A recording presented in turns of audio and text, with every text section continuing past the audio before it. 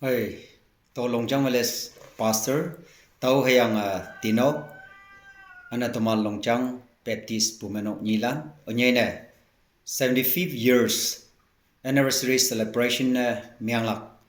planning committee chairman Voyang Bu sub committee Lili Mubu toman Geneva Chisu Kresta Yayang Salam taman konyak Bumenok Fida China Tamnang taman konyak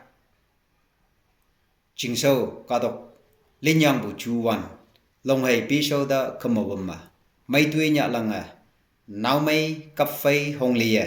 cây phong wan đằng hem lộc lầy bayang kì haka ngộ bu hi bạc cha tomal long chang hong nyu 2nd October 1952 ni Kresta ngaulan paibu pangbana ngộ anio tau maya fanyanga 23rd December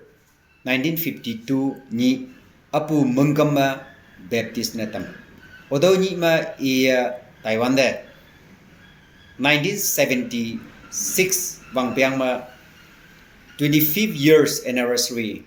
taidam celebrate na nangyanggi yalak pa 2002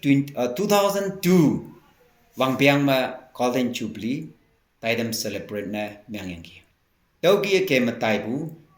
tani 2027 mo tamanda 75 years anniversary taidam celebration yalak muna tau ngo bu jingna taning 2025 ma hado calendar ma muilan pumenok jingbe hado khayang ngo nang hado ma 2025 hado wa bunga mai ponga tambu wangpiang hakango sibu hayang boy teman bumen of feeder teman akan feeder tiny yo pu jingna sa tini hado short video clip ne myang yanga bunga mai ponga tambu wangpiang khai hado ponga tambu wai tau khaya hado lai ngi bu phai cham sa calendar ngi bu phai cham sa yop ngo kalak mong mai minyong bu fa boy anyo tôi hà đâu trả sa chỉ bù cây tôi số má bằng bù chừng nè man nhục bùng ngọc palano tuman Longjang Veles Baptist Bumenok 75 years anniversary celebration taidam yong maya yaw lak ching nè yopuma champa yelak pa taman Longjang yik yalan anyilan anyala linalan hayamlan oyan ocean Bumenok ma ngoyang ngonang numan kaya odolando pongo china tamshi anyo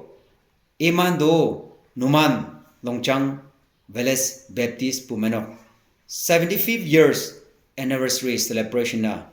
2027 ma yalak se iboino sa emando apong dawa taman tuhe ngau jingno yalak pa yobuma chambao sa shokono wa hado ngau singna tamnang oyan ocean chayangi chaibalan aseda kawanga muiman Amen.